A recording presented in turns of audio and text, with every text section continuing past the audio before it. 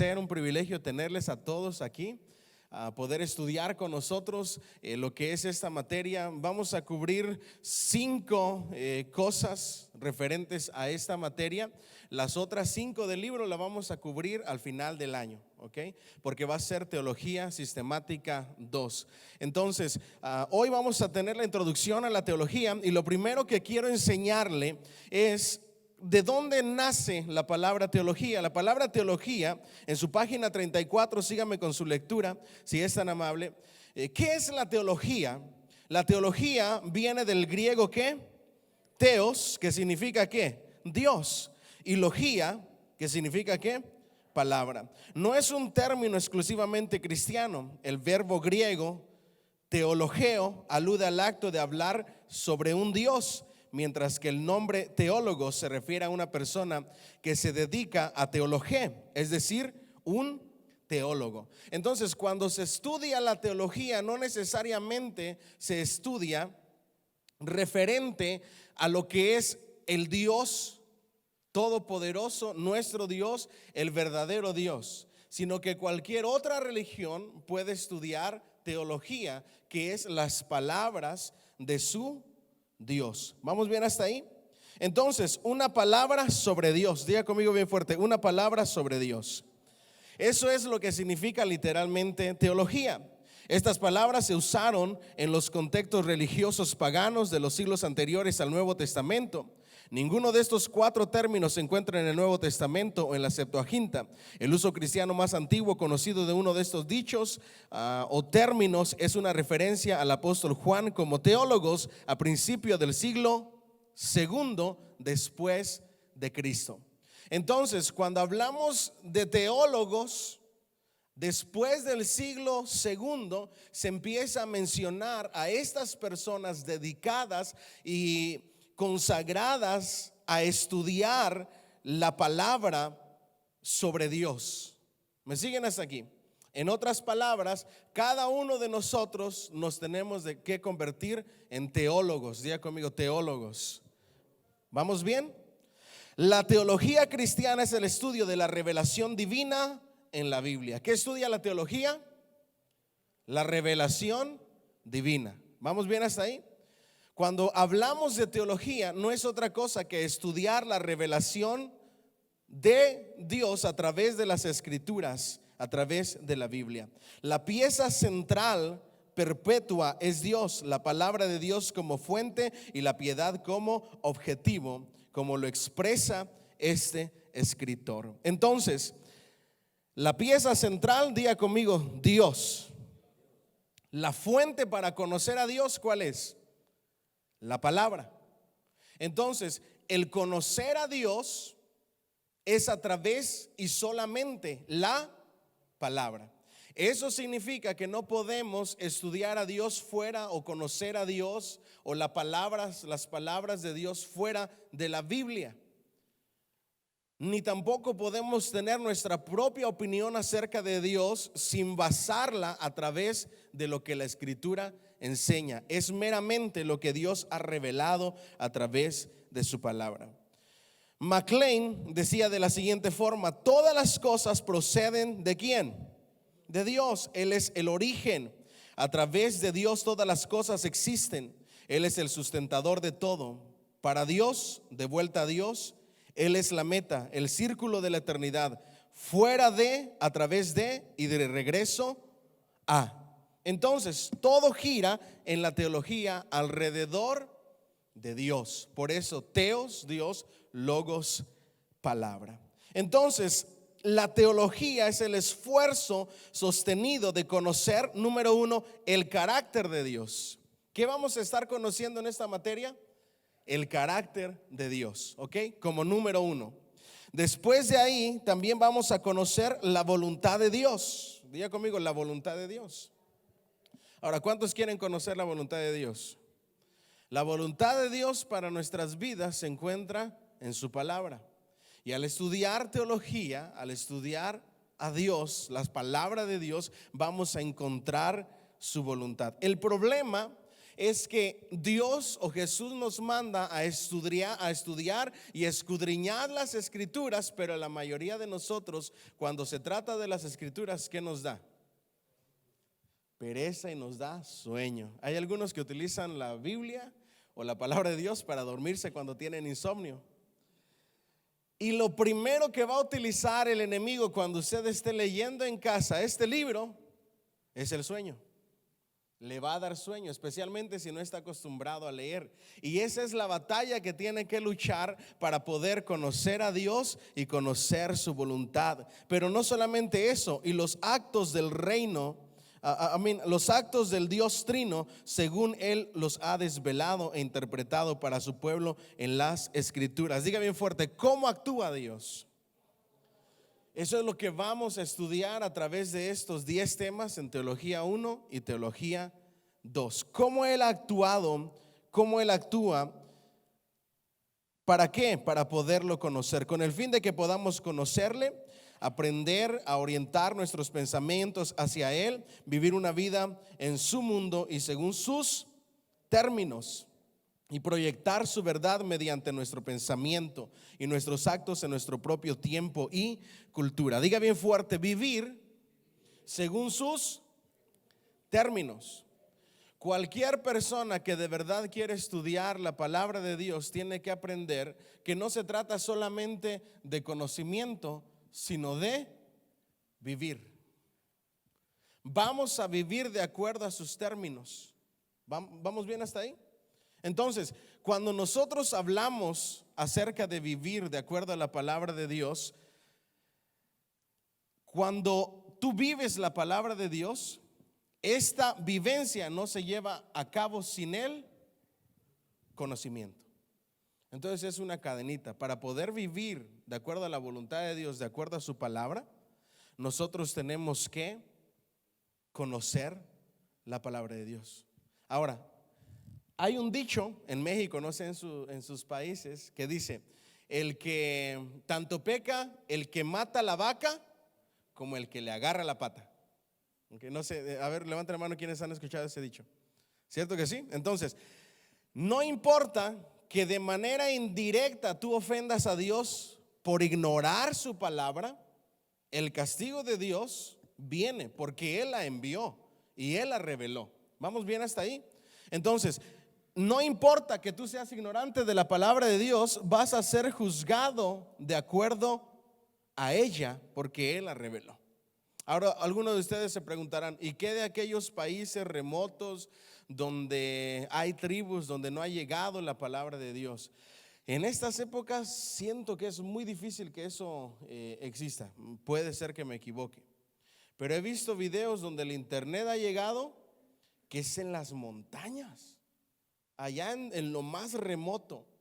Pero en esos momentos o en esas instancias donde la palabra de Dios quizá no llegue, la naturaleza habla de la gloria de Dios. ¿Vamos bien hasta ahí?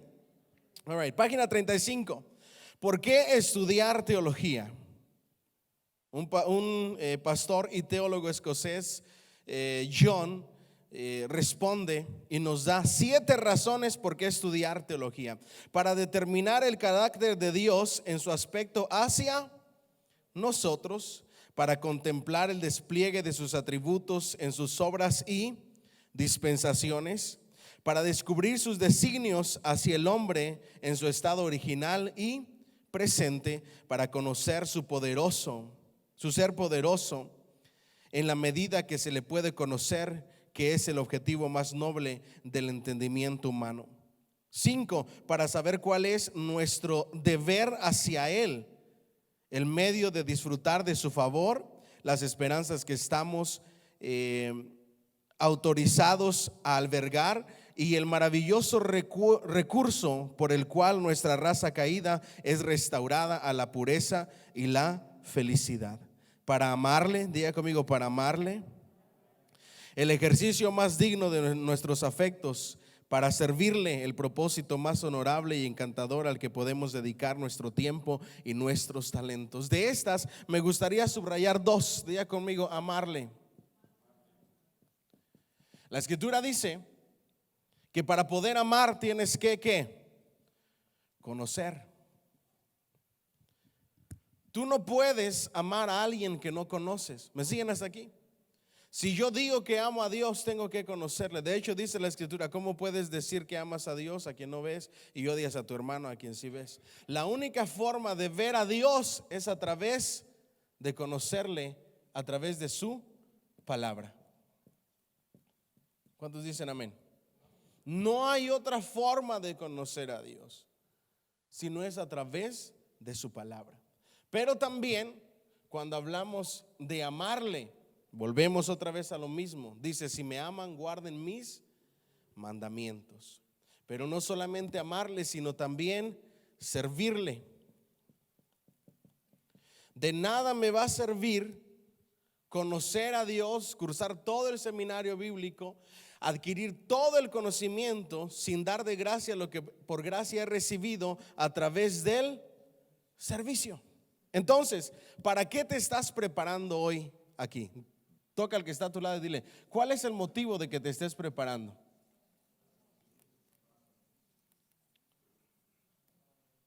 La razón principal por la cual nuestro Señor Jesús preparó a sus discípulos durante 3 años fue para que continuaran haciendo la obra que Él comenzó. La razón por la cual nosotros nos preparamos como hijos de Dios todos los días en su palabra es para continuar haciendo la obra que Él nos ha encomendado para servirle. ¿Alguien dice amén? Ahora, ¿cuáles son los diversos tipos principales de teología? Viene primero la teología bíblica. ¿Vamos bien hasta ahí? Que es la organización de la escritura de forma temática mediante la cronología bíblica y por autor bíblico con respecto a la revelación progresiva de la Biblia. Se lo voy a desglosar. Número 1, organiza la escritura de forma temática, por temas. Esa es la teología bíblica. También la puedes organizar por autores, ¿ok? La puedes organizar, la teología bíblica, los libros de la Biblia, a través de una línea cronológica. Ustedes saben que nuestra Biblia no está ordenada de manera cronológica, ¿verdad? Yo le recomiendo que usted consiga una Biblia cronológica, ese es el nombre. Y si no la puede conseguir, me dice a mí si le interesa saber cómo se vería una Biblia cronológica. Yo tengo una y se la presto. Una Biblia cronológica ordena los libros de la Biblia de acuerdo a los años en que fueron escritos, en el orden de acuerdo a la línea de tiempo. Entonces, eso hace la teología bíblica, una Biblia cronológica, por ejemplo. Pero también de acuerdo a la revelación progresiva. La Biblia es la revelación progresiva de Dios. Le doy un ejemplo. ¿Dónde sabemos más acerca del Espíritu Santo? ¿En Génesis o en Hechos y las cartas de los apóstoles, las epístolas? En Hechos y las cartas. En Génesis no se menciona mucho. En el Antiguo Testamento no se menciona mucho acerca de Jesús, acerca del Espíritu Santo. ¿Por qué? Porque la revelación de la palabra de Dios es de manera progresiva, de manera progresiva. Esa es la teología bíblica. Pero también hay otra teología que es la teología dogmática. Es la organización de las escrituras en un énfasis en los credos preferidos o escogidos de la iglesia. Por lo regular, la teología dogmática no la vamos a estudiar nosotros. La teología bíblica sí, y la teología exegética. ¿Qué es la teología exegética? La organización metódica de las escrituras mediante el trato exegético de los textos individuales de la Biblia. Un componente adecuado tanto de la teología bíblica como la teología sistemática. Ahora, ¿qué es la exégesis? La exégesis es tomar versículos por separado y aplicar exégesis. Significa, ¿qué es lo que significa este versículo en el original? Entonces, tiene que ver con el idioma original. Palabra por palabra. ¿Me siguen hasta ahí? Cuando alguien diga, es que lo que tenemos que hacer es exégesis bíblica para poder llegar a la correcta interpretación de un pasaje, lo único que está diciendo es que tenemos que aplicar las reglas de las exégesis en los versículos a estudiar estudiando y viendo el significado palabra por palabra en el idioma original, los verbos, los adjetivos, la voz en la que se habla, voz alta, baja, voz media. Todo eso, hagan de cuenta que el exégesis es como para nosotros la gramática, para hacerlo bien sencillo, ¿ok? Entonces tú aplicas todas las reglas del exégesis o de la gramática en los originales para poder llegar a una comprensión exacta del versículo bíblico. Les doy un ejemplo que se malinterpreta por falta de exégesis. ¿Cuántos han visto iglesias? Y le voy a pedir perdón por lo que voy a hacer, pero necesito que usted vea la imagen, que ellos están en la adoración y están así tirados.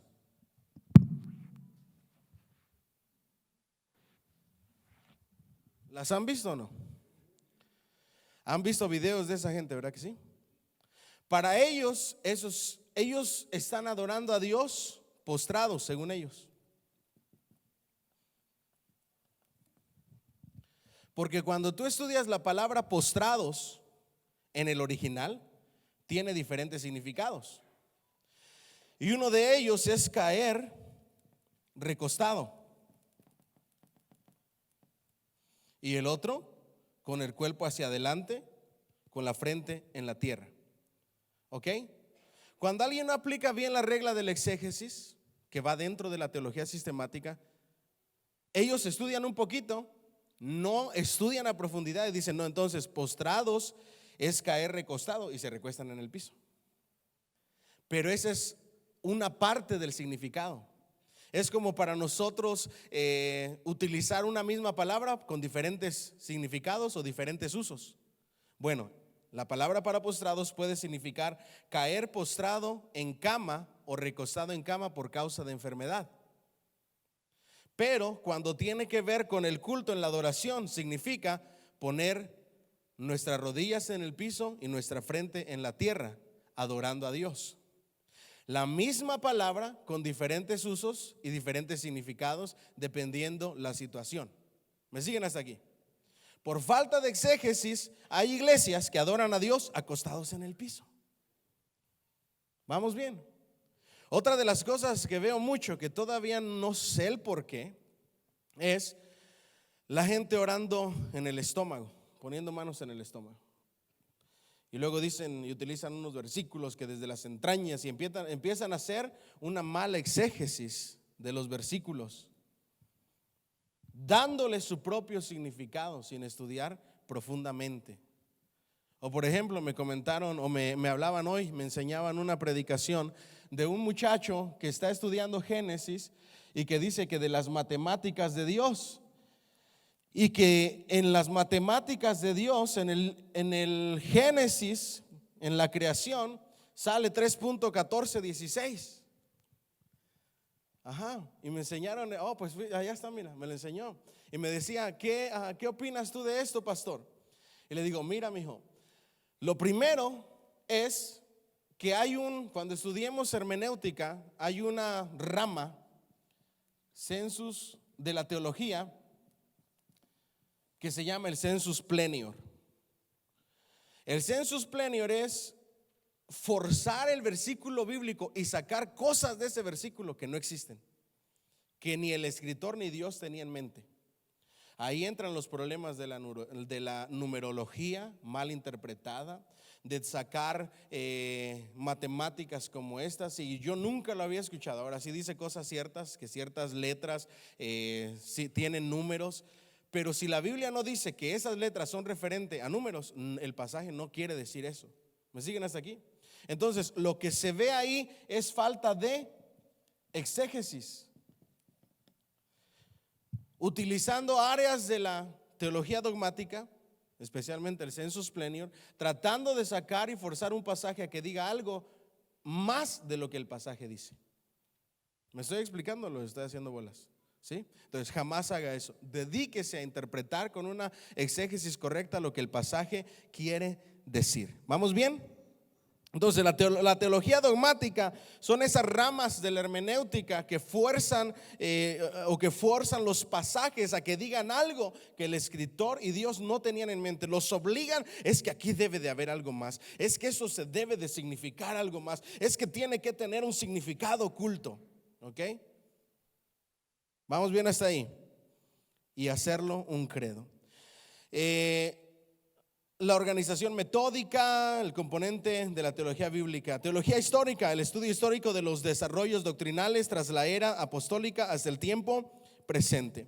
Teología natural, el estudio de lo que se puede saber sobre Dios por medio de la razón humana solamente o a través del estudio empírico del mundo natural. Teología pastoral y práctica, la organización de las escrituras con énfasis en la aplicación personal a la verdad doctrinal de la vida de la iglesia y de los cristianos. Y por último, teología ¿qué? Sistemática. Esa es la que estudiamos nosotros. La organización de las escrituras mediante una síntesis de enseñanzas bíblicas. La palabra clave ahí es síntesis. Esa es la síntesis. Esa es la palabra clave. ¿Vamos bien hasta ahí? Es una síntesis de enseñanza bíblica, como un resumen de las enseñanzas bíblicas, de las doctrinas bíblicas, resumida en categorías principalmente que abarcan la totalidad de la revelación escrita, desarrollada a partir de la teología exegética y bíblica. Entonces, la teología sistemática es una síntesis de toda la Biblia, las doctrinas enseñadas en la Biblia, la revelación total de la Biblia, ordenada de manera sistemática y a través de un resumen. ¿Qué es la teología sistemática? Página 36. El término sistemático procede de la palabra griega compuesta formada por sin, junto, e istemi, disponer, y que significa disponer junto.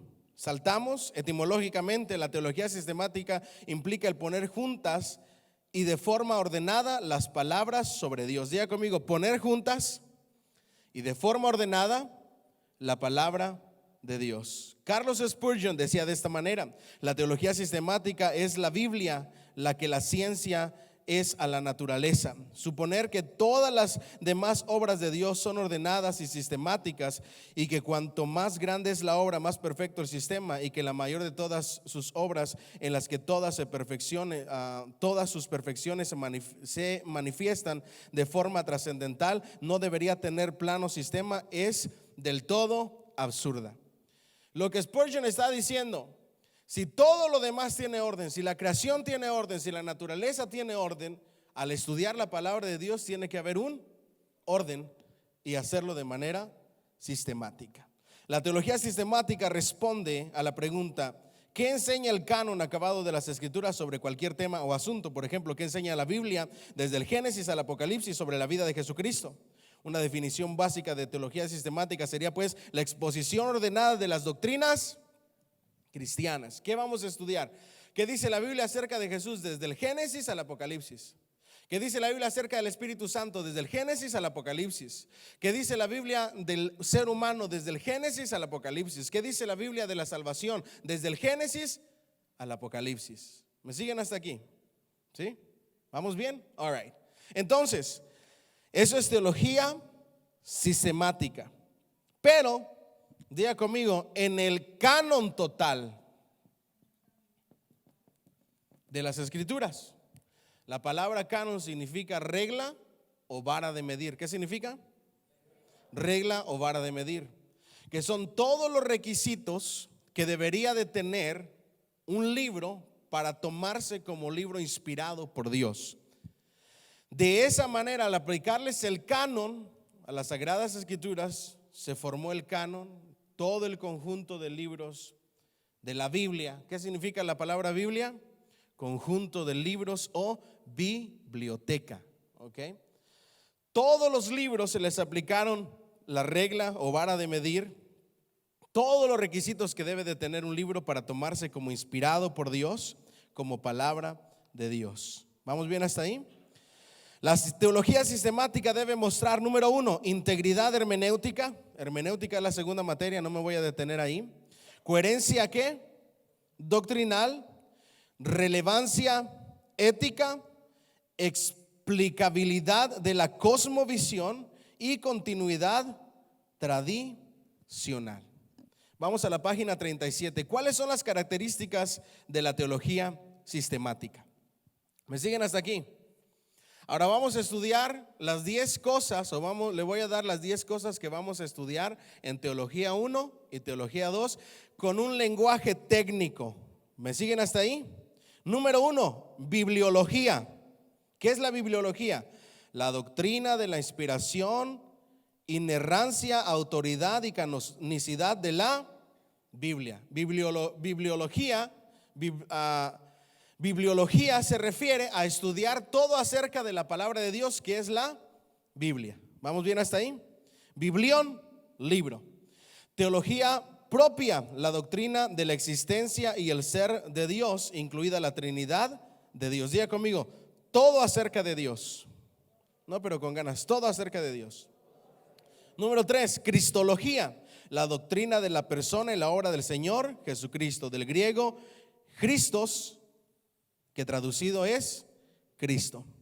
Pneumatología, la doctrina de la persona y la obra del Espíritu Santo. Pneuma, espíritu, de ahí nace. Antropología, la doctrina de la humanidad, del griego antropos, que significa hombre. Amartiología, la doctrina del pecado, del griego hamartía, que significa pecado. Entonces vamos a estudiar todo lo relacionado a la caída y el pecado del hombre. Soteriología, la doctrina de la salvación, del griego sotería, que significa salvación. Angelología, la doctrina de los ángeles santos, Satanás y los ángeles caídos, del griego ángelos, que significa ángel. Eclesiología, la doctrina de la iglesia universal y local, del griego eclesia, que significa asamblea o iglesia. Y por último vamos a estudiar escatología, la doctrina relativa a todo el ámbito de la profecía predictiva bíblica, en especial los acontecimientos del final de los tiempos, incluido el destino tanto de los salvos como de los no salvos, el cielo y el infierno, del griego eschatos, últimas cosas. ¿Vamos bien hasta ahí? ¿Sí? All right. Nos saltamos a la página 39.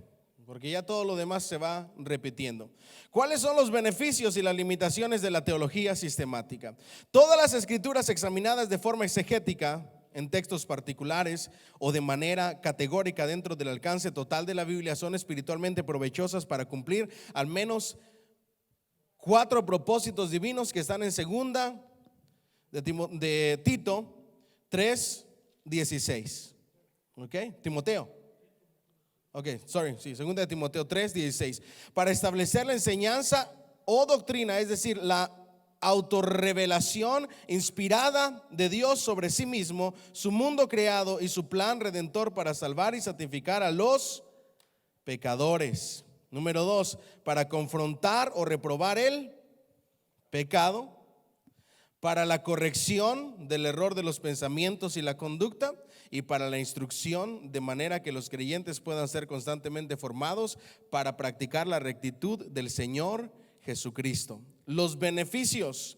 La teología sistemática puede proveer varios beneficios. 1, una recopilación íntegra de la verdad bíblica, una síntesis y un resumen ordenado de las doctrinas bíblicas, un imperativo para llevar el evangelio a los confines de la tierra, un repositorio de la verdad para la predicación y las enseñanzas expositivas. Ahora, me voy a detener ahí. Lo que vaya rápido es simple, usted lo entiende. Donde yo me detenga es porque requiere una explicación más profunda. ¿Vamos bien hasta ahí? Diga conmigo, predicaciones expositivas. Cuando hablamos de predicación expositiva, en ocasiones yo las uso, antes las usaba más a menudo, pero he notado que por nuestra falta de deseo de la palabra de Dios, tanta carne como que nos empacha. ¿Ok? ¿A qué me refiero con esto? Una predicación expositiva es cuando yo como predicador tomo un versículo o varios versículos y comienzo a decirles y enseñarles, en este versículo se utiliza la palabra griega esto y esto, que significa esto y esto, y la podemos aplicar de esta manera. Y luego se utiliza esta palabra que tiene ciertos usos en el Nuevo Testamento, se repite tantas veces en tal libro o en el Nuevo Testamento y significa esto y esto nos habla de esto y doy la aplicación. ¿Me siguen hasta aquí?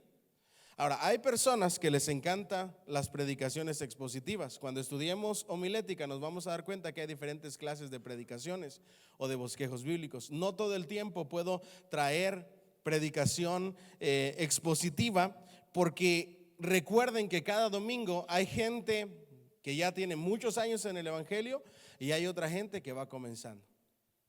Entonces tenemos que alimentar tanto a gente que ya tiene tiempo, por eso a veces sí menciono una que otra palabra en el original, y a otras personas es mejor enseñarles a través de ilustraciones, a través de una manera más sencilla que se pueda comprender. ¿Vamos bien hasta ahí? All right. Siguiente, una base bíblica para la conducta cristiana en la iglesia, el hogar y el mundo. Diga conmigo, conducta cristiana. ¿En dónde? Iglesia, hogar y el mundo. La defensa de la doctrina bíblica contra la falsa, una respuesta bíblica a la negligencia ética y social del mundo. Las limitaciones, el silencio de la Biblia sobre los asuntos, sobre un asunto en particular. Hay ocasiones en que la Biblia no dice un así es en determinado asunto. A esas cosas nosotros le aplicamos un versículo que dice: las cosas ocultas que pertenecen a Dios, mas las reveladas son para sus hijos. ¿Ok? En algunas ocasiones hay cosas ocultas en la Biblia que quedan en silencio, que no se dice un así debe de ser.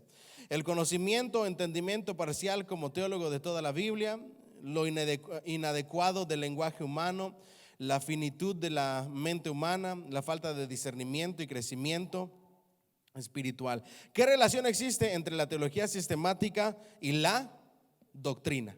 Vamos por aquí, ¿ok? El término hebreo es lekakí, ¿ok? Ustedes lo tienen ahí. A ver si lo escribo bien. ¿Me ayudan ahí? Lekakí. Va con C. Lekakí.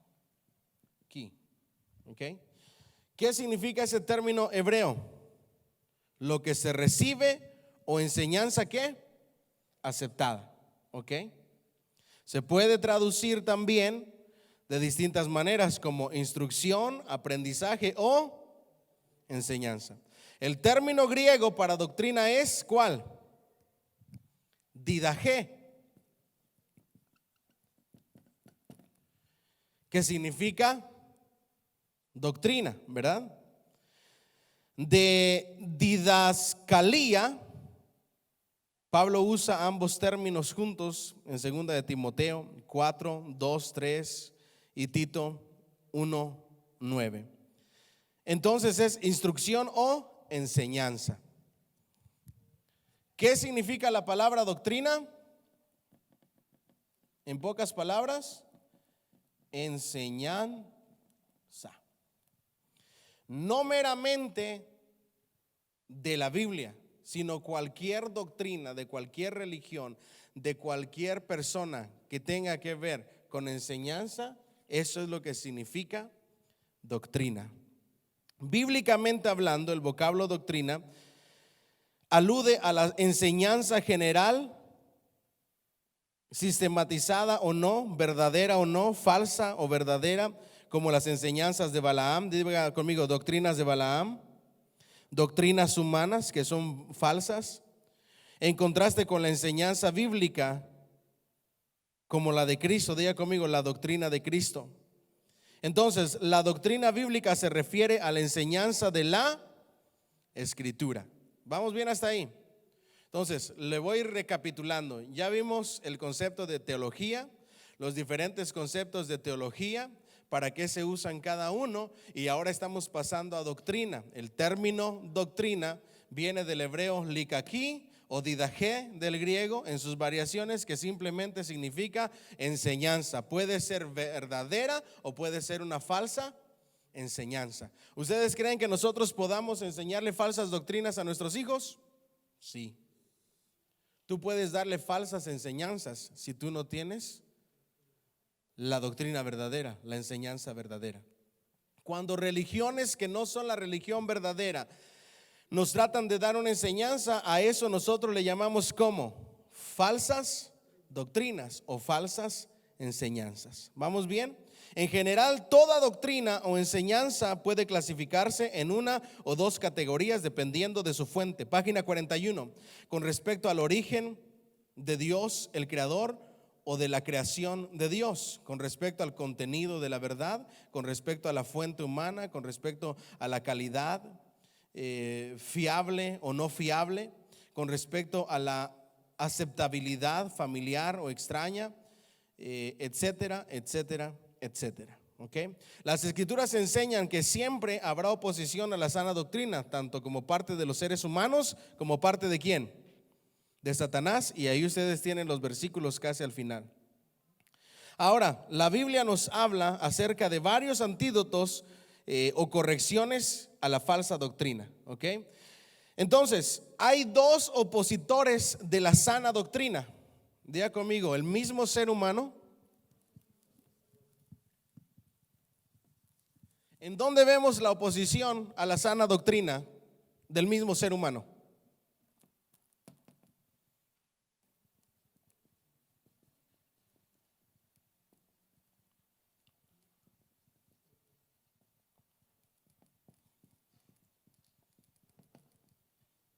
En donde hay todos los debates en cuanto a todo lo relacionado a Dios, la vida, la cosmovisión, absolutamente todo. ¿En dónde se llevan a cabo eso? ¿En dónde tratan de implantarlos en nuestra mente?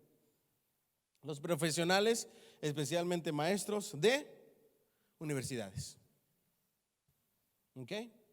Ahí es donde más recibimos las falsas doctrinas, a través de teorías, a través de filosofías, a través de ideologías, a través de las diferentes corrientes en la humanidad.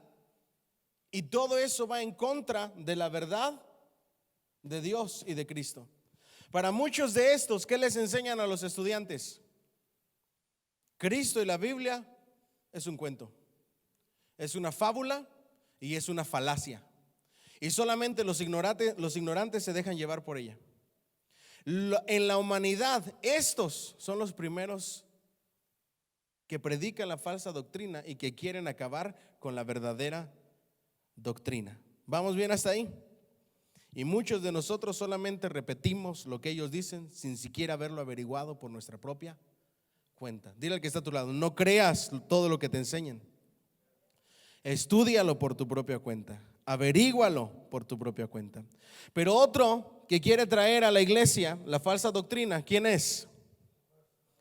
Satanás y los demonios. ¿A través de qué? De falsos maestros, de falsos profetas, de falsos pastores, de falsos predicadores. ¿Me siguen hasta aquí?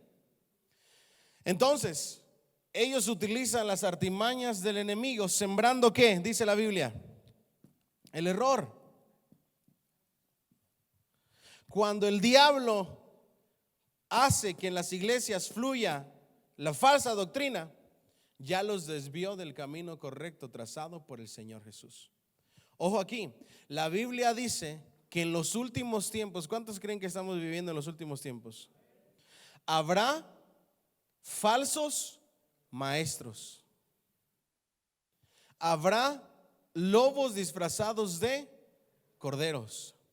Y cuando usted escucha una predicación o lee un artículo en el internet o lee un artículo en Facebook, lo primero que tiene que hacer es filtrarlo a través de la sana doctrina. Dile al que está a tu lado, no compartas nada antes de examinarlo bien. Escudriñalo todo, retén lo bueno, desecha lo malo. Antídotos: profesar la verdad de la sana doctrina en amor, Efesios 4:15. Enseñar la sana doctrina, aferrarse a la sana doctrina, refutar la falsa doctrina y rechazar a los maestros de la falsa doctrina, apartarse de ellos. ¿Dónde creen ustedes que estamos fallando de esas que acabamos de ver? De esas 5. Yo creo que la mayor en la que estamos fallando es la 4. Digan conmigo, refutar la falsa doctrina.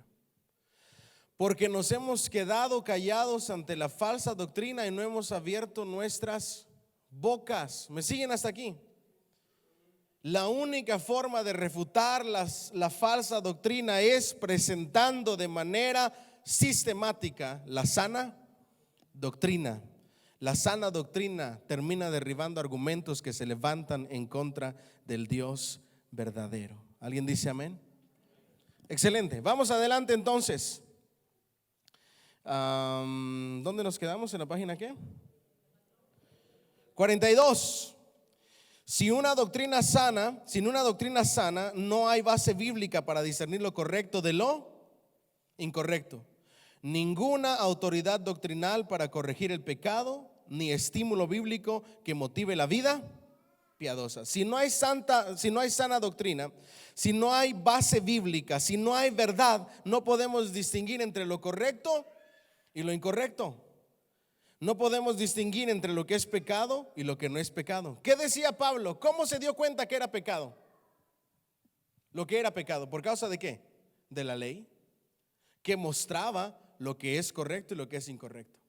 Cualquier persona que venga a decirme que Dios no existe, yo le pregunto entonces, ¿cómo sabes distinguir entre lo bueno y lo malo? No es meramente moralidad. El ser supremo que puso la moralidad de nosotros para poder a modo de conciencia distinguir lo correcto de lo incorrecto fue Dios. ¿Alguien dice amén?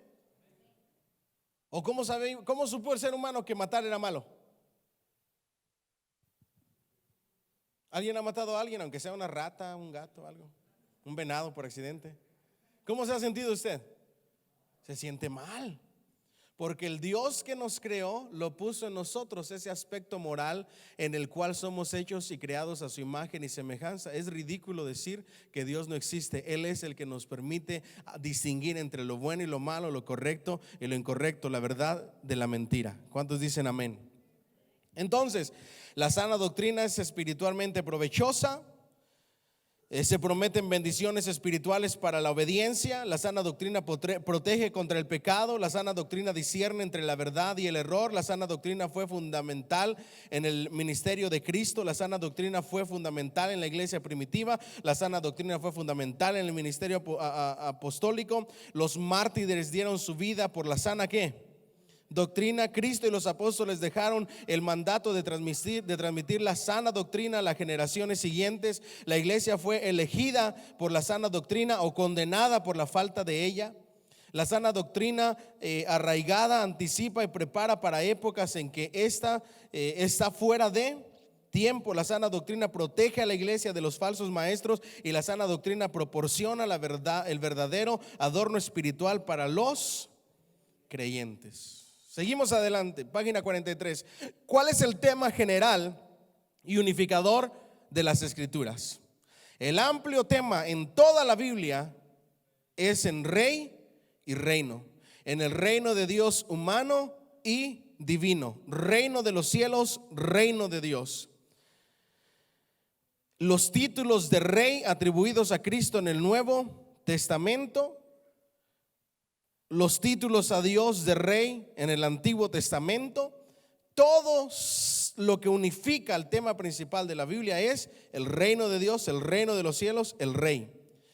De Jesús se dice, de Cristo en el Nuevo Testamento, rey de Israel, rey de los judíos, rey de reyes, rey de los siglos, inmortal, invencible, rey de las naciones. La idea del reino abarca todas las etapas de la revelación bíblica. Por ejemplo, Dios es el rey de la eternidad, Dios es el rey de la creación, Dios es el rey de la historia, Dios es el rey de la redención, Dios es el rey de la tierra, Dios es el rey del cielo. Todos los versículos que lo fundamentan están ahí en su Biblia, en su libro.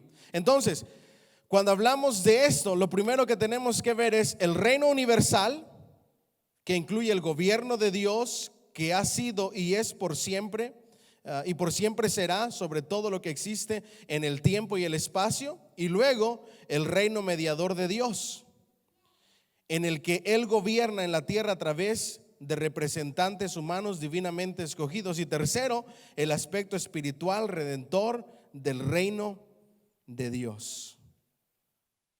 Eso es lo que unifica la Biblia, la palabra de Dios, el reino de Dios. ¿A qué vino nuestro Señor Jesucristo y cuáles fueron las palabras de inicio de su ministerio? El reino de los cielos se ha acercado. ¿Vamos bien hasta ahí? Siguiente. ¿Cuáles son los temas principales de las Escrituras? Página 45. Número 1, la revelación del carácter de Dios, la revelación del juicio divino por el pecado y la desobediencia, la revelación de la bendición divina por la fe y la obediencia, la revelación del Señor y Salvador y su sacrificio por el pecado, y la revelación del reino y la gloria del Señor y Salvador. 5 temas principales de toda la Biblia. ¿Vamos bien hasta ahí? Hablemos del Antiguo Testamento. ¿Cuántos libros tiene? 39 libros. Ahí está, después de lo que acabamos de leer. ¿Y el Nuevo Testamento cuántos libros tiene? 27. Los profetas, los sacerdotes, los reyes, los líderes de la nación de Israel escribieron los libros del Antiguo Testamento en hebreo y algunas partes en arameo. Cuando alguien les pregunta ¿quién escribió el Antiguo Testamento y cuántos libros tiene? ¿Cuántos libros tiene? 39. 39, Antiguo Testamento, acuérdense. ¿Okay? 39. ¿Cuántos? 39. ¿Quiénes escribieron ese Antiguo Testamento? Ahí lo tiene. Profetas, sacerdotes, reyes y líderes de la nación de Israel. ¿En qué idioma? Hebreo y algunas partes en arameo. El Nuevo Testamento, ¿cuántos libros tiene? 27. ¿Cuántos? 27. ¿Quiénes escribieron el Nuevo Testamento? Los apóstoles y sus colegas escribieron los libros del Nuevo Testamento. ¿En qué? En griego. El Antiguo Testamento recoge los orígenes con la creación del universo y acaba alrededor de 400 años de la primera venida de nuestro Señor Jesucristo. A lo largo del Antiguo Testamento, el flujo de la historia discurre en este sentido. Entonces, desde la creación hasta el último profeta, para que iniciara el Nuevo Testamento, ¿cuántos años hubieron? 400. ¿Ok? A eso se le llama el periodo del silencio o periodo intertestamentario. En el Antiguo Testamento, ¿cuáles son los temas principales? Creación del universo, la caída del hombre, el diluvio del juicio sobre la tierra, Abraham, Isaac, Jacob, que es Israel, padre de la nación escogida, la historia de Israel, el exilio en Egipto, 439 años, el éxodo y la deambulación por el desierto, 40 años, la conquista de Canaán, ¿cuánto fue? 7 años, la época de los jueces, ¿cuántos años fue? 350 años, el reino unido, Saúl, David y Salomón, ¿cuántos años abarcó? 110 años, el reino dividido de Judá e Israel, ¿cuántos años fueron? 359 años que existieron el reino de Israel dividido en Judea e Israel. ¿Ok? El exilio en Babilonia, ¿cuántos años? 70 años. Y el regreso y reconstrucción del territorio, ¿cuántos años? 140 años. Todo eso sucedió en el Antiguo Testamento. Los detalles de historia se explican en los 39 libros que pueden dividirse en 5 categorías. Número 1, la ley. ¿De Génesis a dónde? La ley, 5 libros, a los que llamamos ¿cómo? Pentateuco. ¿Ok?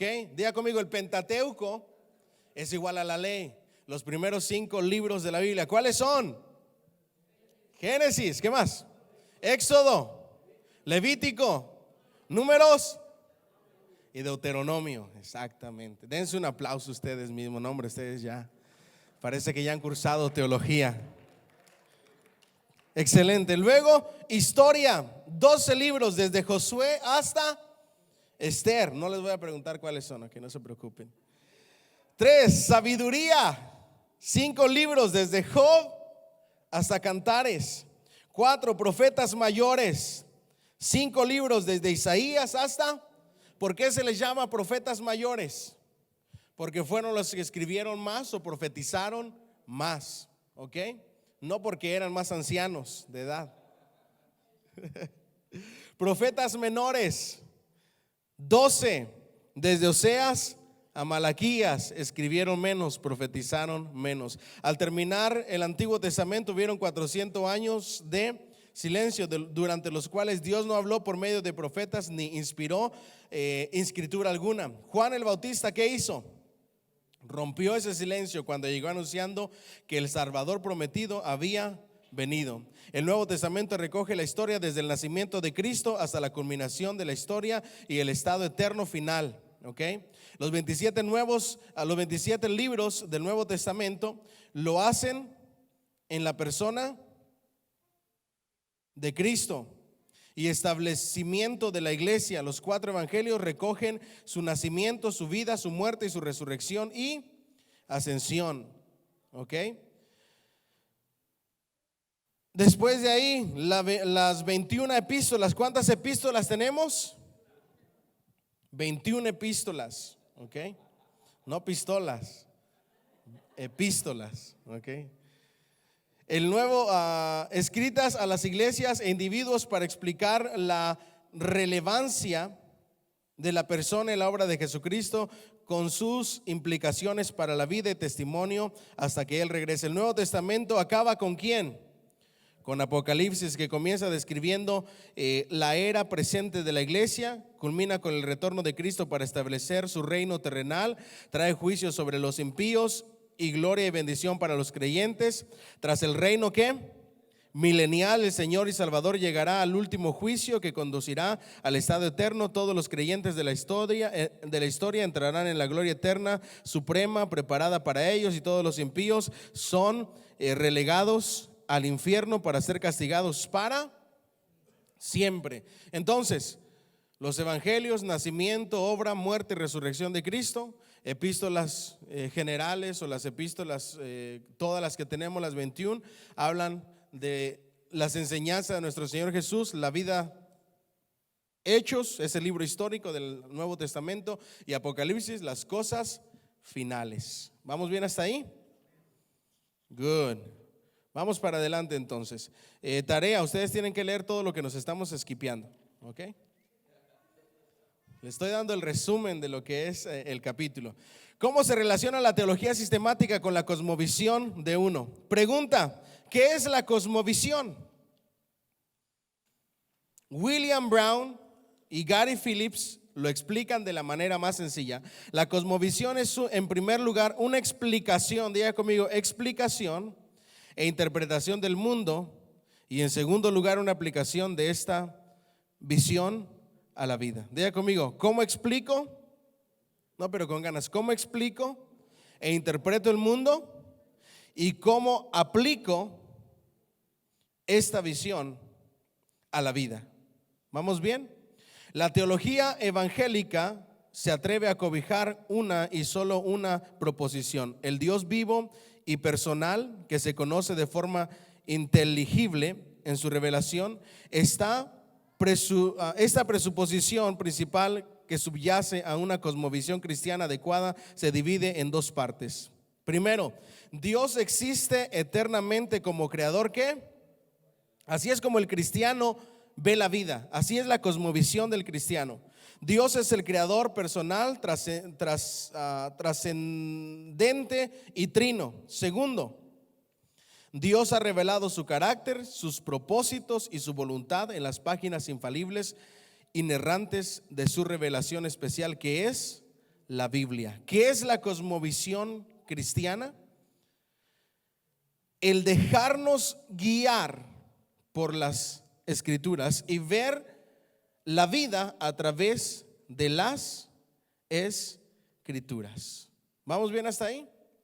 Es decir, mi forma de ver la vida se basa a través de la palabra de Dios. Entiendo la vida desde el concepto inicial de Dios, y esa es mi cosmovisión, esa es la manera en que yo veo la vida. ¿Me siguen hasta ahí? Ok. Beneficios de aceptar la cosmovisión cristiana. ¿Cómo se originaron el mundo y todo lo que hay en él? ¿Quién lo dice? ¿Quién lo enseña? La Biblia, la palabra de Dios. ¿Ok? Esos son los beneficios de tener una cosmovisión cristiana. Nos da respuestas a las preguntas más cruciales de la vida. ¿Bajo qué parámetro puedo determinar si la conclusión de una investigación es verdadera o falsa? ¿Quién es mi guía? La palabra de Dios. ¿Cómo funciona o debería funcionar el mundo? ¿Quién lo enseña? Dios a través de su palabra. ¿Cuál es la naturaleza del ser humano? ¿Quién lo enseña? Dios a través de su palabra. ¿Cuál es el propósito de la existencia de una persona? Lo enseña Dios y su palabra. ¿Cómo se debería vivir? ¿Quién lo enseña? Dios y su palabra. ¿Existe alguna esperanza personal para el futuro? Claro que sí. ¿Quién lo enseña? Dios y su palabra. ¿Qué le ocurre a la persona en el momento de su muerte y después de la muerte? ¿Quién lo enseña? Dios y su palabra. ¿Quién lo responde? ¿Por qué es posible saber algo? ¿Quién lo enseña? Dios. ¿Cómo se determina lo que es correcto o incorrecto? ¿Cuál es el significado de la historia humana? ¿Qué depara el futuro? Todas esas preguntas nos las ha dado Dios y su palabra. Ahora, hay dos percepciones erróneas. La primera, que la Biblia contiene una respuesta para todo. ¿Ok? Eso no es verdad. Vamos por partes.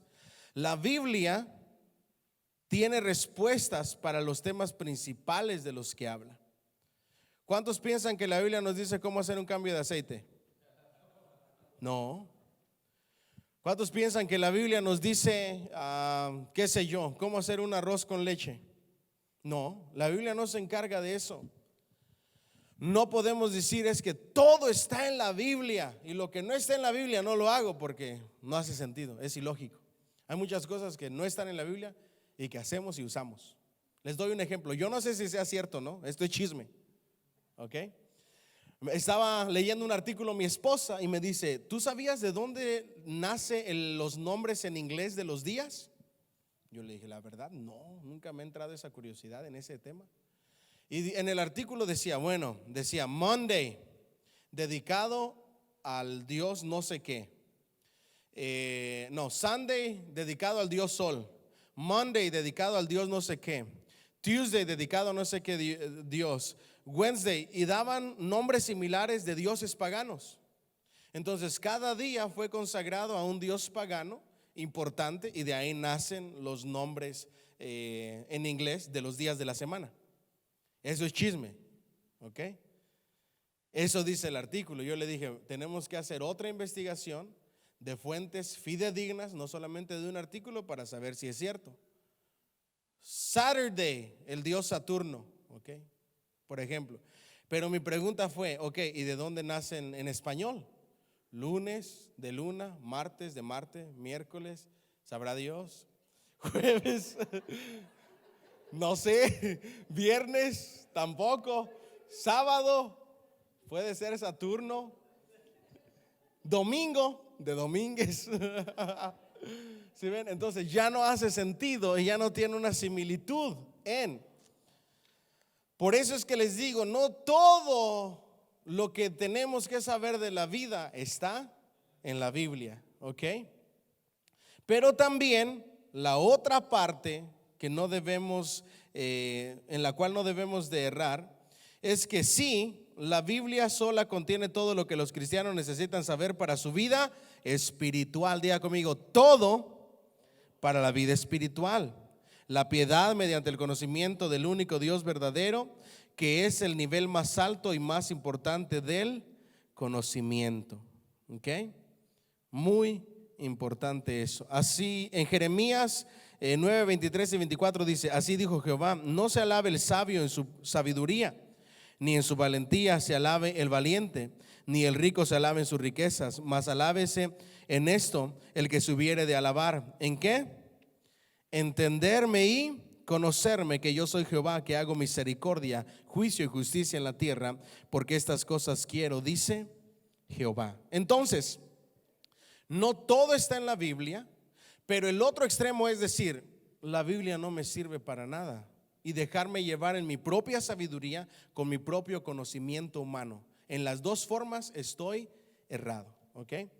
Discúlpenme si a veces me equivoco, me trabo, trato de ir rapidísimo para poder cubrir todo lo que tenemos que cubrir. ¿Cómo se relaciona la teología sistemática con la mente de uno? Vamos a ver la mente redimida. Como resultado de la salvación, la mente de la persona que acaba de ser redimida sabe y comprende la gloria de Dios, como dice 2 Corintios 4:6, considerando que esta persona estaba cegada anteriormente por Satanás. La misma posee ahora el yelmo de la salvación, como dice Efesios 6:17, para proteger la mente contra las intrigas del diablo, de Satanás. Ya no está solo y vulnerable ante el diablo como antes de la salvación. Esta nueva persona tiene ahora conocimiento de Dios y la voluntad de la que antes que carecía. Esa es la mente que redimida. ¿Cuál es la mente redimida? La que ha sido salva, la que ha sido renovada, la que se le ha recorrido el velo del entendimiento para que le resplandezca la luz del evangelio. Esa mente, una vez que es salva, es protegida por el yelmo de la salvación. Esa es la mente redimida. ¿Me siguen hasta aquí? Luego viene la mente renovada. Una relación personal con Jesucristo se convierte en una nueva ¿qué? Creación. La mente adquiere una nueva forma de pensar, diga bien fuerte, nueva forma de pensar, y la capacidad de dejar las antiguas y pecaminosas formas de pensar. Dios se dedica a renovar la mente de los cristianos. ¿Cuál es la mente renovada? La que deja la antigua manera de pensar, la que deja la antigua manera de ver las cosas, la que deja los pensamientos llenos de pecado para que ahora lo ocupe la palabra de Dios. Esa es la mente renovada. La Biblia dice: pongamos la mirada en las cosas de arriba, no en las de la tierra. Colosenses 3:2. Pablo expresa este concepto en términos militares: derribando argumentos y toda altivez que se levanta contra el conocimiento de Dios y llevando cautivo todo pensamiento a la obediencia a Cristo. Esa es la mente renovada. Sacas lo malo y lo llenas de bueno. 2 Corintios 10:5. Para pensar como Dios hay que hacerlo según las Escrituras. Pablo alentó a los colosenses a permitir que la palabra de Cristo morara en ellos. ¿En qué? ¿De manera escasa o de manera abundante? En abundancia. La palabra de Cristo mora en ustedes de manera abundante. En el momento de la salvación, los cristianos reciben una capacidad mental regenerada para comprender la verdad espiritual. El objetivo supremo consiste en tener un conocimiento pleno de Dios y su voluntad. La mente ¿qué? Iluminada. La Biblia afirma que los creyentes necesitan la ayuda de Dios para entender su palabra. Por consiguiente, el Espíritu de Dios ilumina la mente del creyente para que puedan comprender, aceptar y obedecer las verdades reveladas en las Escrituras. Los teólogos denominan a este proceso el proceso de iluminación. Entonces diga conmigo: entender, aceptar y poner en práctica la palabra de Dios. En pocas palabras, la iluminación es poder entender la palabra de Dios. Yo no sé si a ustedes les ha pasado, pero en ocasiones cuando hablamos de la palabra de Dios decimos: estaba leyendo la Biblia y sentí como que se me prendió el foco. ¿Les ha pasado a ustedes o no? Y entonces entendí. Ese es el proceso de iluminación que solamente lleva a cabo una persona: el Espíritu Santo. Entonces el Espíritu Santo ilumina. El Salmo 119:18 es el que mejor habla acerca de esto. Abre mis ojos y miraré las maravillas de tu ley. Hagan de cuenta que nuestros ojos espirituales se abren. Los creyentes, como los hombres a los que Jesús habló en el camino de Emaús, requieren la ayuda de Dios. Entonces les abrió ¿qué? El entendimiento para que comprendiesen las Escrituras. Eso es la iluminación. Nos abre el entendimiento para comprender las Escrituras. Iluminación por el cual Él arroja luz sobre el significado de la Biblia. Se afirma en textos como Salmos 119, Efesios 1:18 y Primera de Juan 2:27. Ahora, esto no elimina la necesidad del hombre con el talento de enseñar o el estudio serio de la palabra de Dios. Présteme atención ahora aquí. Hay quienes dicen, no, yo no necesito ir a la escuela. No, pastor, los discípulos no fueron al seminario. No, yo no necesito estudiar. Al cabo, el Señor es el que me enseña. Todo eso solamente es pereza espiritual. Todo eso solamente es falta de conocimiento. El que Dios nos ilumine y nos enseñe no significa que no tengamos que tener un estudio profundo de la palabra de Dios. ¿Cuántos años estuvieron los discípulos con nuestro Señor Jesucristo? 3 años. ¿Ustedes creen que habrá un mejor seminario que estar a los pies del maestro durante 3 años de día y noche? Sí cursaron un seminario, pero más que un seminario en esos 3 años. La Escritura dice que a ellos les enseñaba aparte las cosas que no entendían. Y la Escritura nos dice que si se pusiera en un libro todo lo que nuestro Señor Jesucristo habló, no cabría. Ustedes se pueden imaginar, si tenemos 27 libros en el Nuevo Testamento, de todo lo que escribieron los discípulos, de las enseñanzas de nuestro Señor Jesucristo, si ellos escribieran lo que aprendieron cada noche, cada mañana, a la hora del lonche, en las enseñanzas de las predicaciones de nuestro Señor Jesucristo, wow. Yo creo que mejor seminario que eso no puede haber. ¿Ok? ¿Vamos bien hasta ahí? Siguiente, la mente como la de Cristo. Cuando uno piensa y actúa como Dios quiere, recibirá la bendición divina por la obediencia. Diga conmigo, pensar como Cristo. La mayor intimidad del creyente con el Señor se produce cuando los pensamientos de este último prevalecen y la conducta de la persona toma el modelo de Cristo. Diga conmigo, modelar a Cristo. Ver las cosas como Cristo las ve. Pensar como Cristo piensa, hablar como Cristo habla, llenar nuestra mente de los principios y los conceptos de nuestro Señor Jesucristo y ser luz a otros imitando a Cristo Jesús. Ese es tener la mente de Cristo. ¿Vamos bien hasta ahí? Pablo declara, mas nosotros tenemos la mente de ¿quién? De Cristo. Primera de Corintios 2:16. ¿Cómo puede ser esto?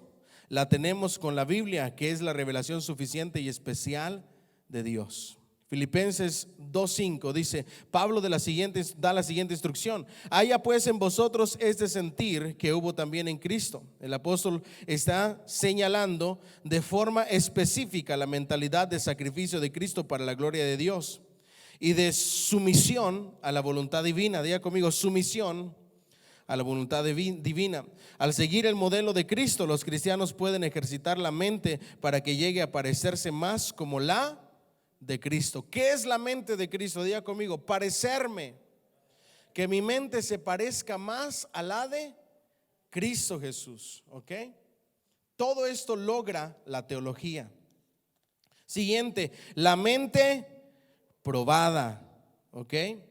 La mente cristiana debería de ser un repositorio de la verdad revelada de Dios. No debería de temblar, diga conmigo, no debería de temblar, flaquear, transigir, ni inclinarse frente a las ideas opuestas de los argumentos aparentemente superiores. La verdad no se origina en los seres humanos, sino en ¿quién? En Dios. Tú no deberías de ser de doble ánimo. ¿Sabe quiénes son las personas de doble ánimo? Las personas que ignoran la palabra de Dios. Una mente llena de la palabra de Dios, llena de Cristo, no puede flaquear, no puede transigir, no se puede inclinar dándole lugar a las opiniones humanas y a los deseos mundanos de movimientos que aparecen en la sociedad. Simplemente no puedes decir, me retracto. ¿Me siguen hasta aquí? Ni aún los predicadores católicos se retractan. ¿Por qué nos habríamos de retractar nosotros? ¿Me siguen hasta aquí? En una ocasión le pidieron a un sacerdote católico, a un predicador católico, y le dijeron: exigimos que te disculpes con la sociedad homosexual y LGBT, porque tus comentarios son homofóbicos. Y exigimos un video donde te retractes y te disculpes. Y el predicador católico, imagínense ustedes, y nosotros que tenemos la verdad plena, hizo otro video. ¿Y saben qué dijo en el video? Hago este video, pero no para disculparme, ni para retractarme, sino para seguir en lo dicho, porque no lo digo yo, lo dice la Biblia. Y mencionó el pasaje de Romanos. Ellos se desviaron, ellos se aferraron a su inmoralidad, echándose hombres con hombres y mujeres con mujeres. Habla también de la idolatría, convirtiéndose en abominación a Dios. Y Dios los entregó a sus abominaciones, a sus placeres. Y no se retractó, levantó la voz.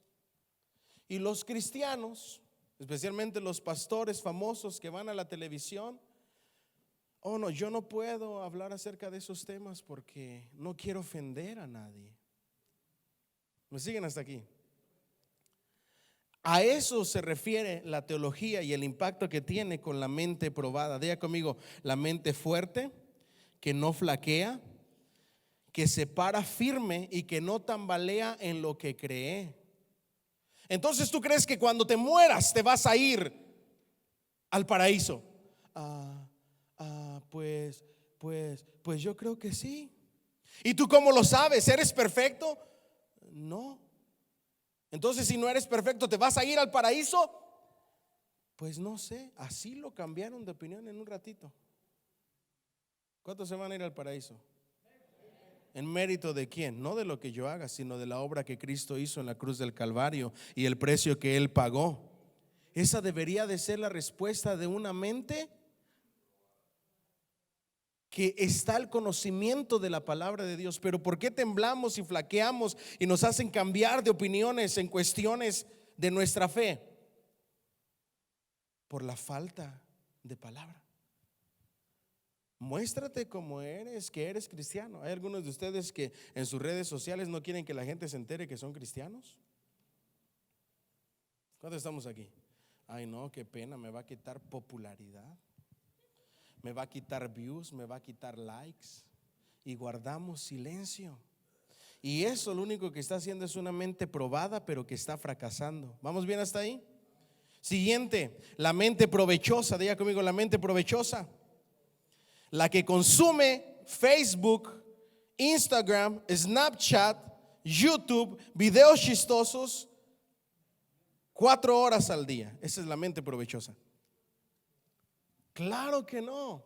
Esa es la mente de hoy en día, pero esa no es la mente provechosa. El creyente desarrollará un gran amor por la escritura y un tremendo deleite en ella, como dice Salmo 119, 47 y 48. Diga conmigo, amor por la palabra y deleite en ella.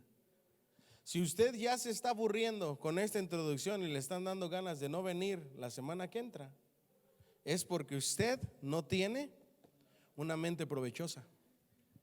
Porque todo lo que consume para su mente es basura. Entonces cuando tratas de echarle algo bueno, ya no lo recibe. ¿Me sigues hasta aquí? ¿Por qué? Porque el que tiene una mente provechosa, diga conmigo, ama la palabra y se deleita en conocerla. Y no conocerla ahí se va, conocerla a profundidad. No lo digo yo, lo dice la Biblia. El creyente en Cristo tendrá el firme deseo de conocer la palabra de Dios como la mejor forma de conocer a Dios. Conocer a Dios llevará al cristiano a ser obediente. Dentro de la mente provechosa entra la meditación. Diga conmigo, pasar tiempo reflexionando en la palabra de Dios sobre un asunto. Y el escritor, el autor da la ilustración que me pareció buenísima para hacerla en una predicación, de una cafetera. Cuando tú le echas el café a la cafetera y va fluyendo el agua, va cayendo gota por gota, pero toma tiempo. Pero cuando sale esa agua tornada en café, agarra el sabor del café tan delicioso, porque pasó tiempo filtrándose a través del café, poco a poco.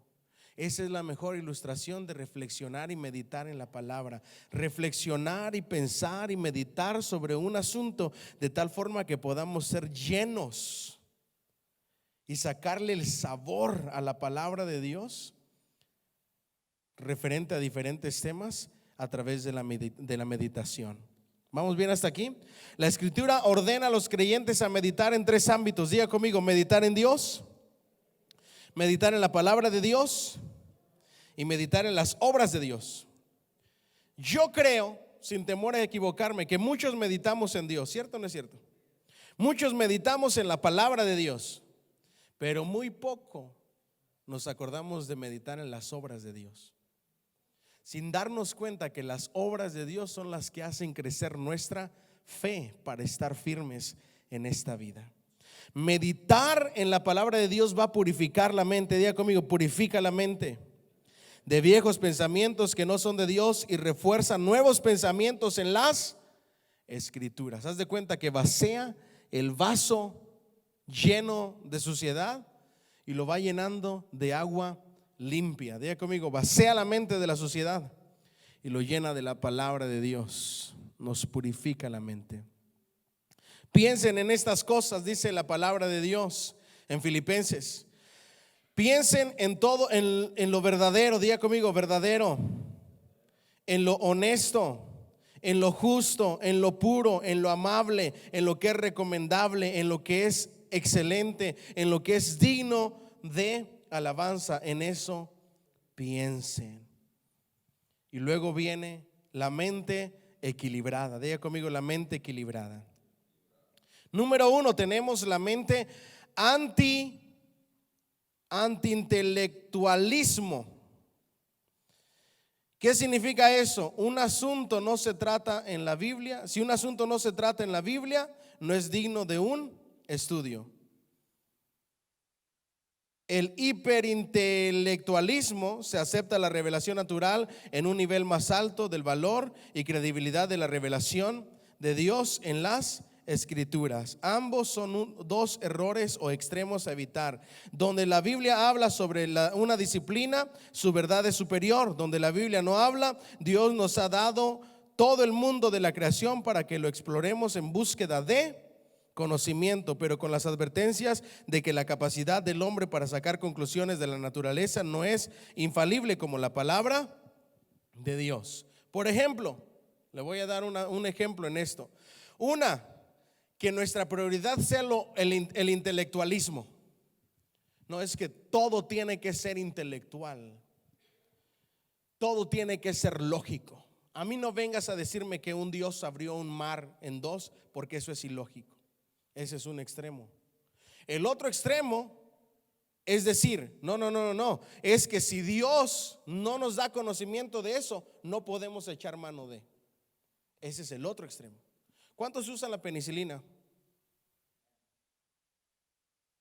La penicilina la inventó Dios, un hombre de Dios. ¿Fue a propósito que la inventaron? Surgió de manera accidental.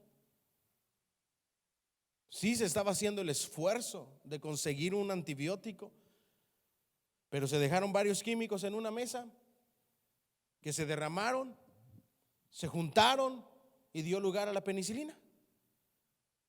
Y surgió precisamente en épocas de revolución aquí en los Estados Unidos. Ese conocimiento no está en la Biblia. Porque no está en la Biblia, no vamos a echar mano de él. Claro que sí. Si yo voy con una infección al hospital, no les voy a decir: es que la Biblia no me dice que debe de haber penicilina. Ese es un extremo. Pero el otro extremo es decir: solamente el intelectualismo me va a decir la realidad y la verdad, porque Dios es infalible y Él es digno de toda confianza. Pero el ser humano no es digno de toda confianza. ¿Me siguen hasta aquí? Entonces, cuando yo veo que el ser humano está poniendo en duda a Dios, ahí es donde el conocimiento del ser humano se ve opacado por el conocimiento de Dios. ¿Vamos bien hasta ahí? ¿Cómo se relaciona la teología sistemática en la vida personal? Intimidad y madurez, santidad y santificación. Tarea. Ya solamente son como 2 o 3 páginas. Ustedes van a ver, a leer y a subrayar lo que les parezca importante de esto que nos falta cubrir. ¿Cómo se relaciona la teología sistemática en la vida personal de uno? Y sigue la tarea, ustedes tienen que leer y subrayar el tema de la próxima semana, que va a ser la palabra de Dios. Hoy vimos introducción a la teología. A partir de la próxima semana vamos a estudiar teología. Y vamos a empezar con ¿cuál tema? En término técnico, ¿cómo se le llama a eso? Los acabamos de ver, ¿se recuerdan? Con término griego y toda la cosa. ¿Cuál es el tema de la próxima semana? Bibliología, la palabra de Dios. Eso está en la página 71.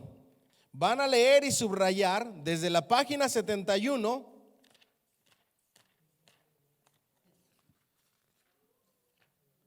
A ver, ayúdenme a buscar el siguiente tema. Bueno, me voy a ir más fácil al índice, ¿ok? Hasta la 145. Entonces, déjenme ver, vamos a ver cómo vamos por aquí. Página 71, leer y subrayar, porque la próxima semana les voy a dar tarea. Desde la 71 hasta ¿cuál, hermanita? ¿Ciento qué? 45. No está mal, hermano. Miren, comparen lo que estudiamos hoy a lo que tienen que estudiar. Bueno, empezamos desde por aquí.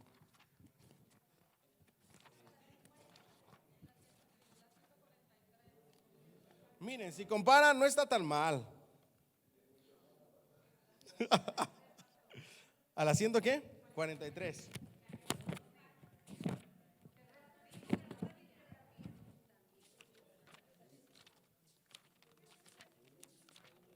Ajá. Hasta la 143. ¿Ok? No se asuste, sí lo puede leer en una semana. Come on. No me hagan quedar mal en el video. All right, entonces miren cómo lo vamos a trabajar.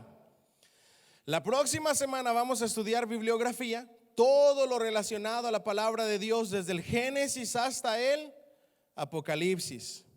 Lo que yo voy a hacer es que voy a hacer una síntesis, un resumen, y de lo que ustedes ya leyeron, yo le voy a ir enseñando los puntos principales, pero a menor escala que lo que hice hoy, y nos vamos a dejar guiar por eso. ¿Me siguen hasta aquí? El próximo jueves nos vamos a ir al siguiente tema, ¿ok? Y después de ahí vamos a ir estudiando. Solamente vamos a tomar 5 temas en Teología 1, ¿ok? En 6 jueves, ¿ok? No va a ser todo el libro, pero sí la mitad del libro, ¿ok? Entonces, recuerden, si usted quiere pasar seminario bíblico a ciegas, no lea. Pero si usted quiere cursar seminario bíblico y llenar esta mente de un conocimiento extraordinario, este libro es una joya. ¿Alguien dice amén? Todo lo que aprendimos hoy no lo hubiéramos aprendido ni en 5 prédicas, de la manera que lo aprendimos hoy. ¿Me siguen hasta aquí? Todo lo que usted va a aprender de la Biblia, de principio a fin, no lo va a poder aprender, yo creo que ni en 8 o 10 prédicas. Ese es lo valioso del seminario bíblico. Y si usted ama la palabra de Dios y se deleita en ella, yo espero que usted esté emocionado de todo lo que va a leer esta próxima semana. Amén. Leer, subrayar lo que se le haga más importante. Venimos a dar el resumen, damos tareas y solamente van a ser 5 temas. Amén. Dios les bendiga a todos. Denle un fuerte aplauso, Señor.